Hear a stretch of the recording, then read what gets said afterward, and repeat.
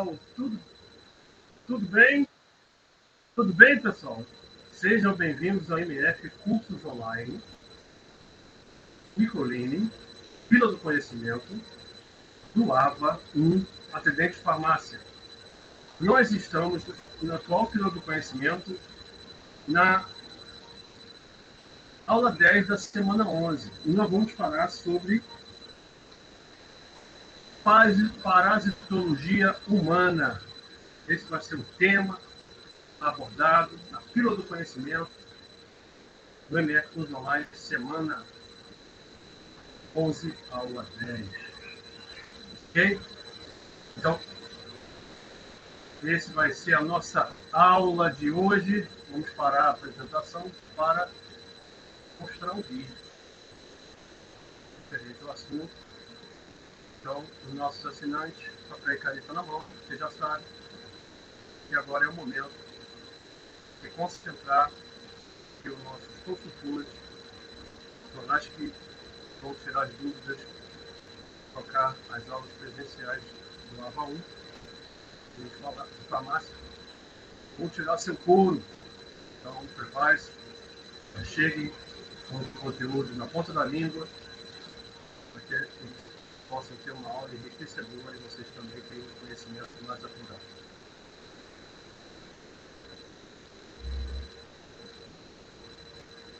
Apresentação, curso de atendente de farmácia, real introdução à parasitologia humana, ok? Vamos começar? Vamos lá. Bora pro vídeo. Essa é a nossa primeira videoaula de parasitologia. Não vou jogar um monte de conceito que você vai fingir que vai decorar e depois, quando você estiver realmente estudando, vai ter que voltar, vai ter que procurar no Google. Prayer Post-its!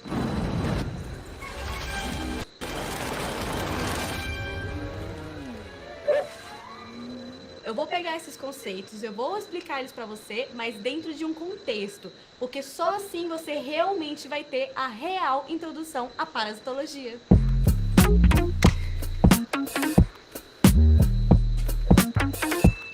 Durante todos esses anos de evolução, as espécies perceberam que quando elas se uniam, elas eram mais fortes. Elas garantiam mais comida, mais abrigo, ou seja, a probabilidade de sobrevivência aumentava. Mas começaram a aparecer associações que não eram benéficas para todo mundo. Aconteciam algumas que os dois se beneficiavam, às vezes uma se beneficiava e a outra espécie não, ou até mesmo uma se beneficiava e a outra tinha prejuízo.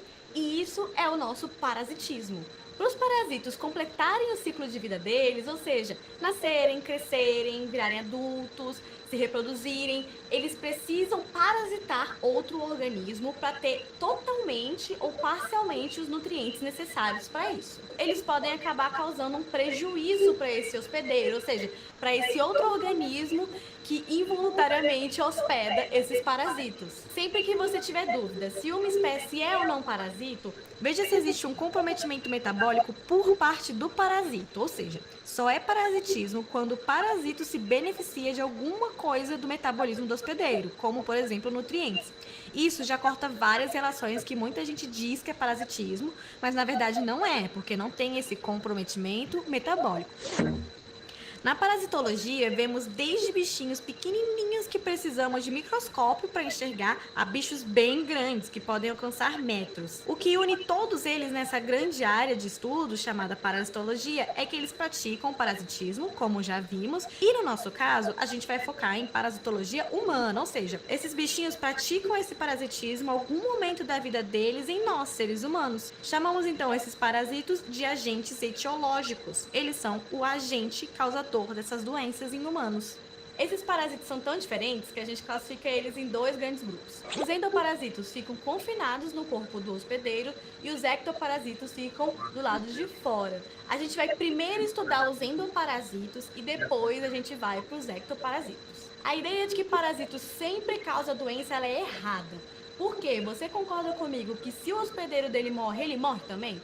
Se a fonte dele acaba, de onde ele vai tirar esse alimento, esse nutriente? Lembrem-se sempre disso, eles são metabolicamente comprometidos, ou seja, Durante a evolução, esses parasitos vão se adaptando aos hospedeiros ao ponto de que eles conseguem tirar o que eles querem, o nutriente, eles conseguem tirar para eles o que eles precisam, mas eles dão a chance para o hospedeiro se recuperar. Isso entra em equilíbrio. Em parasitologia, sempre lembrem dessa balancinha. Quando a patogenicidade do parasito entra em equilíbrio com a resistência do hospedeiro, você muitas vezes tem hospedeiros sem sintoma nenhum. Estão sendo parasitados, mas eles aparentemente não sentem ou não manifestam nada. Na natureza existem tantos exemplos disso, gente. O tatu, por exemplo, quando ele é parasitado pelo Trypanosoma cruzi, ele fica na boa, assim, ele não manifesta nada de muito ruim, só que se esse mesmo parasito infecta um ser humano, a gente adquire o quê? A doença de Chagas.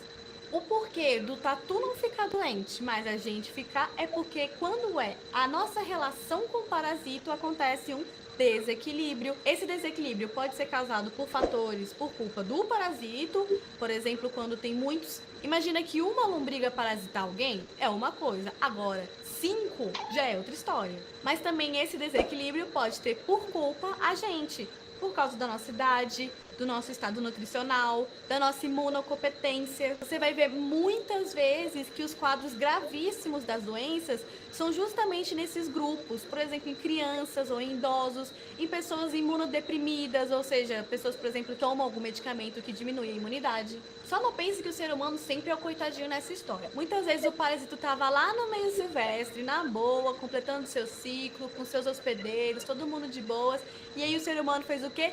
Foi lá, se meteu no meio e acidentalmente virou hospedeiro. E o pior, o ser humano, além de causar esse desequilíbrio, ainda vai lá e leva outras espécies juntos. Por exemplo, o cachorro. E aí quem fica doente de leishmaniose? A gente e os pobres dos cães, que não são os hospedeiros naturais desse parasito. Os parasitos podem ter um ou mais hospedeiros. Se durante todo o ciclo de vida deles, eles precisarem de só um hospedeiro, esse ciclo é o quê? Monoxêmico. Se eles precisarem de 2 ou mais hospedeiros, esse ciclo é o heteroxêmico. Quando o ciclo é heteroxêmico, isso quer dizer que ele pega aquele ciclo de vida dele e divide entre hospedeiros. No hospedeiro que ele passa a fase adulta da vida dele ou em que ele se reproduz sexuadamente, a gente chama de hospedeiro definitivo. No hospedeiro que ele passa a fase larvária ou em que ele se reproduz assexuadamente, a gente chama de hospedeiro intermediário. Agora, muita atenção, que tem gente que adora confundir essa parte. Como a gente está estudando doenças em humanos, vai coincidir que a maioria das vezes... Aí muita gente fala assim: hospedeiro definitivo é aquele vertebrado. não necessariamente. Um hospedeiro invertebrado, como o mosquito, ele pode ser um hospedeiro definitivo. Então, não obrigatoriamente o definitivo vai ser o vertebrado. Também muita gente acaba confundindo vetor. Vetor é aquele bichinho que vai transferir o parasito de um hospedeiro para o outro. O vetor pode ser tanto um hospedeiro definitivo, quanto um intermediário, quanto simplesmente não ser nada. Uma baratinha pode muito bem passar lá em cima de um cocôzinho que tem o parasito, esse parasito pegar uma carona na baratinha e ir parar no seu almoço. Não quer dizer que a baratinha é um hospedeiro. Lembra do que eu falei? Comprometimento metabólico. O parasito simplesmente pegou uma carona na baratinha. A gente fala então que essa barata, nesse caso, ela é um vetor mecânico. Agora, se dentro dessa baratinha o parasito venha a se reproduzir ou obter algum nutriente, aí sim, ela vira um vetor biológico. Não se esqueça então que o vetor biológico pode ser tanto o hospedeiro definitivo quanto o intermediário. 2 exemplos para ficar bem claro. Na doença de Chagas, o agente etiológico é o Trypanosoma cruzi. O ciclo é heteroxênico, ou seja, tem mais de um hospedeiro. Os hospedeiros são, então, nós, seres humanos, e o inseto barbeiro. O barbeiro transmite o parasito de um ser humano para o outro, então você já sabe que ele é o vetor. Mas ele não é o vetor mecânico, porque o parasito se reproduz assexuadamente dentro dele, ou seja, ele também é o hospedeiro intermediário. Em nós humanos, o Trypanosoma faz a reprodução sexuada, então nesse caso a gente é o hospedeiro definitivo. Já na malária, o agente etiológico é o plasmódio.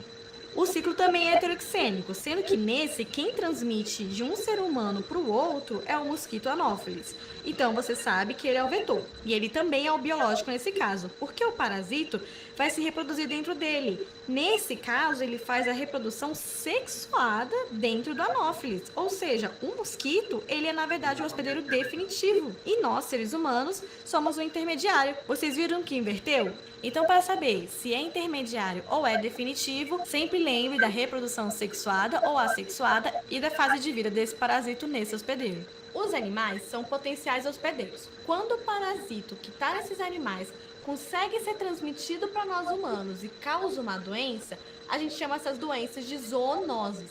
E elas são importantíssimas, principalmente porque elas são muito difíceis de controlar. Um grande problema nas zoonoses são os reservatórios da doença, que ecologicamente quer dizer que são animais que têm esse parasito, que carregam esse parasito, mas eles não manifestam absolutamente nada em relação, porque eles estão em equilíbrio. Então, como é que você controla isso? Você vai lá e mata todos os animais reservatórios, mas não tem como você saber quais são reservatórios ou não. Ou você vai tratar todos, mas eles podem estar no meio da floresta. Então, por isso, as zoonoses são muito complicadas. E por fim, eu quero falar com você sobre quem, afinal, é mais afetado pelas doenças parasitológicas. O que é muito importante você ter em mente é que a maioria das pessoas afetadas são principalmente de regiões pobres. Os parasitos, eles podem ser a causa e a consequência de um subdesenvolvimento de toda uma população. Principalmente se você for estudante de saúde, presta muita atenção no que eu vou explicar agora. Existe uma coisa chamada ciclo da pobreza. Pensa numa pessoa que trabalha lá no campo. Muito provavelmente, ela recebe pouquíssimo pelo seu trabalho. Então, todo o dinheiro que ela ganha é para tentar suprir necessidades básicas. Muitas vezes, ela nem consegue suprir.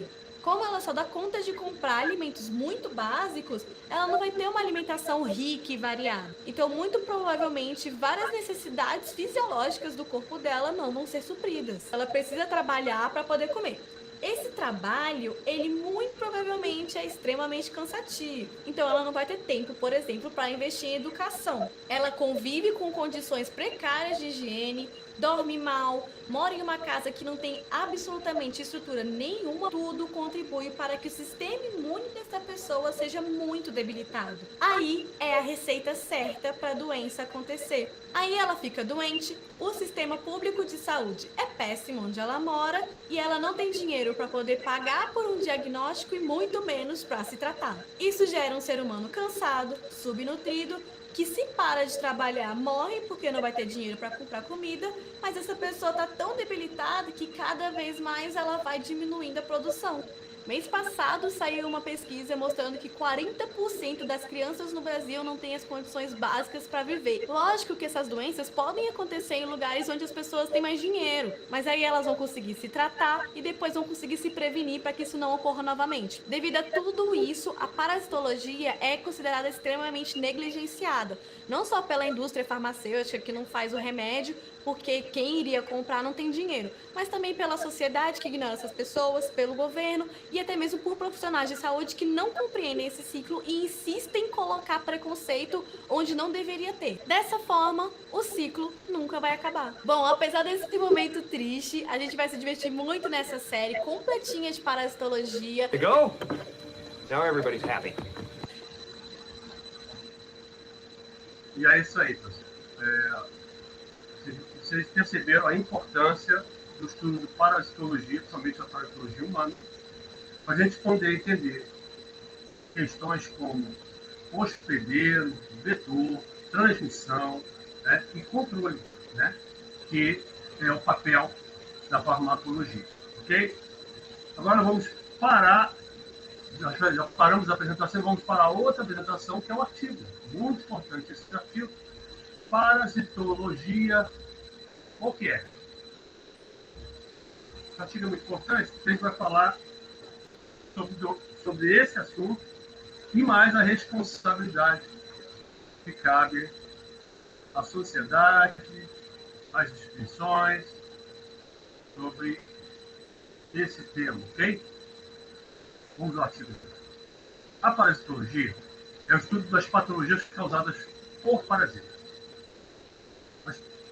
As parasitoses são as doenças mais comuns do mundo, atingindo cerca de 25% da população mundial, 1 a 4 pessoas vivas no mundo. E a maioria delas estão diretamente relacionadas a populações vulneráveis pela precariedade sanitária e a pobreza. Como vocês viram no vídeo, o ciclo de pobreza ajuda muito nesse aspecto. Um parasita é um organismo que vive em associação com o hospedeiro. Se esse hospedeiro, o parasita não pode viver, crescer e se multiplicar. Os parasitas possuem uma diversificação muito grande. 70% são visíveis ao olho humano, como o parasita da malária, enquanto outros, como vermes, podem atingir mais de 30 metros de comprimento. São parasitas. Parasitas são organismos que vivem em associação com outros hospedeiros, retirando destes os meios para sua sobrevivência, processo conhecido como parasitismo. Dentre os parasitas, temos representantes dos protozoários, giardia, nematóides, trematóides, cestóides, acatocefálicos e artrópodes. Entendendo a classificação, então. Os parasitas podem ser classificados de acordo com a parte do corpo hospedeiro que atacam. Ectoparasitas parasitam a parte exterior do corpo do hospedeiro. Exemplos: pulgas, piolhos. Endoparasitas parasitam a parte interior do corpo do hospedeiro. Lombrigas solitárias. Hemoparasitas parasitas que vivem na corrente sanguínea do hospedeiro. Trypanosoma cruzi. A classificação dos hospedeiros.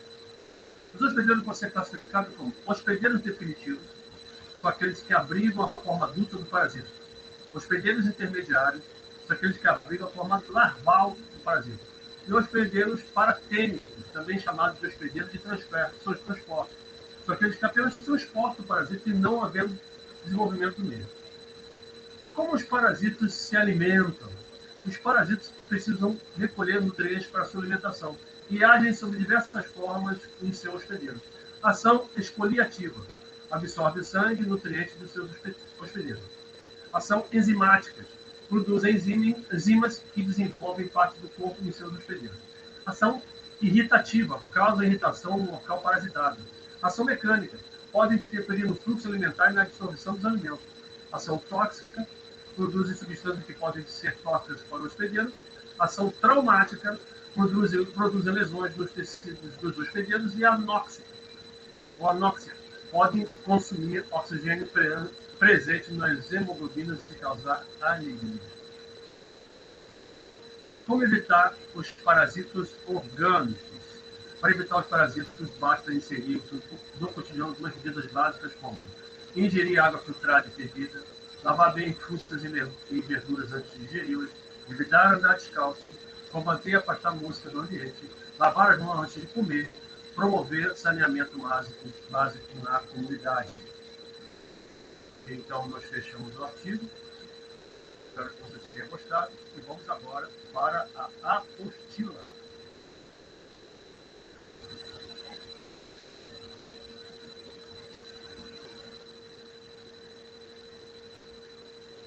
Para reforçar mais o assunto que acabamos de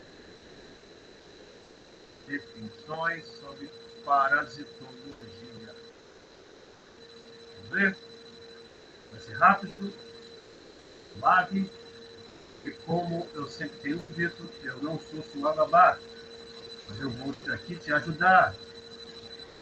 Você vai fazer o resto, tá bom?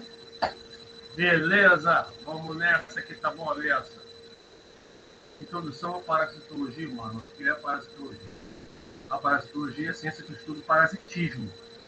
O parasitismo ocorre quando o organismo parasita vive em associação com outro organismo, hospedeiro, do qual retira os meios para a sua sobrevivência, causando prejuízo, ou seja, doenças, ao hospedeiro durante esse processo.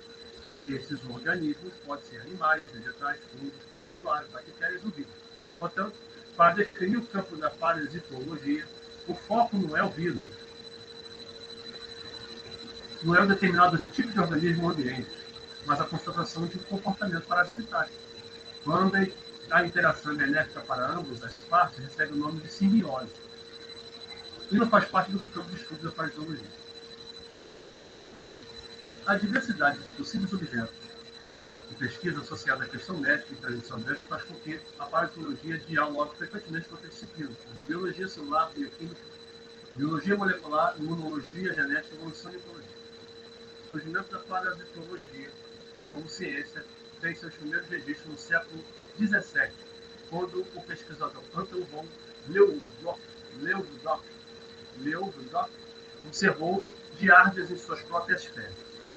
Contudo, somente no século XIX houve avanço significativo nesse campo, com a identificação e estudo de ciclos de vida dos parasitas causadores da pauria, da amebíase e da tripanossomia. As pesquisas em parasitologia têm como objetivo identificar os processos de desenvolvimento de epidemias parasitárias, criar métodos de profilaxia de doenças causadas pelos parasitas, tanto em seres humanos quanto em animais, e desenvolver tratamento. A parasitologia precisa conhecer muito bem o ciclo de vida, as formas de infestação e os fatores que influenciam a distribuição e densidade dos parasitas. Especializações: parasitologia médica, estudo dos parasitas que afetam os seres humanos; parasitologia veterinária, estudo dos parasitas que afetam os animais; parasitologia estrutural, estudo das proteínas que compõem parasitas; e taxonomia, classificação e catalogação dos parasitas. Área de atuação profissional: pesquisa acadêmica em universidades e instituições de pesquisa, estudos na área de saúde e análise clínica em hospitais, análise clínicas e laboratórios na área veterinária. Onde estudar, graduação e especialização em parasitologia, está normalmente ligada a curso de graduação em ciências biológicas ou ciências biomédicas, que são oferecidos pelas principais universidades federais do Estado do país. Pós-graduação: há uma grande oferta de curso de pós-graduação nas universidades públicas federais e estaduais. Para conhecer mais, você tem aqui aonde você encontrar História da Paleontologia Humana, registro histórico de 5.000 patrimônios antes de Cristo, Paleoparasitologia, 300 espécies de eunuca, 300 espécies de protozoários, 280 espécies causam infecção rara ou acidental, 90 espécies parasitam humanos. Parasitismo é uma associação entre organismos de espécie distinta, na qual se observa, além da associação íntima duradoura, uma dependência metabólica de grau variável. Bom, nós vamos deixar metade para você. Metade você vai dar conta do seu recado e vai estudar, ok? Então, nós vamos parar aqui a nossa apresentação do material didático e vamos para o fechamento da aula com o resumo do que nós falamos, ok? Então, você associado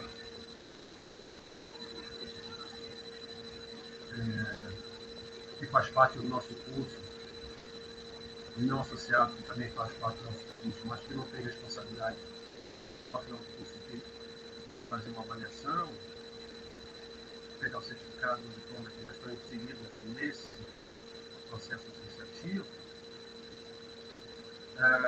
já sabe que você precisa, então, ler, reler a apostila, porque você tem uma avaliação, questionário avaliativo para responder, e é preciso tirar média 5, né, o máximo, então nota 5, espero que você consiga tirar, para que você tenha uma pontuação necessária para quando chegar aqui no final, não precisar fazer trabalhos finais para poder pegar o diploma.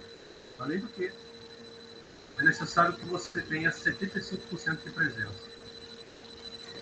Já os não associados, quero que você estude, leia, releia, que veja os vídeos, veja e reveja, busque novas informações e conhecimento, para que você possa, então, sair do nosso curso com bastante informação, o necessário para ser atendente de farmácia. Ok? E caso necessite do diploma, entre em contato com a gente, com a secretaria. Você vai fazer uma prova de proficiência e com resultado positivo você então vai ter o certificado. Claro que tem o valor para ser pago. Eu espero que você consiga isso. Então, para fechar, nós falamos sobre parasitologia humana, falamos sobre conceitos básicos, contamos um vídeo, contamos um artigo, tem material didático. Eu espero que você tenha se aprofundado no assunto. Desejo para você boa sorte e te espero na próxima aula. Ademais, tamo junto. Que seja, se Deus quiser, boa sorte.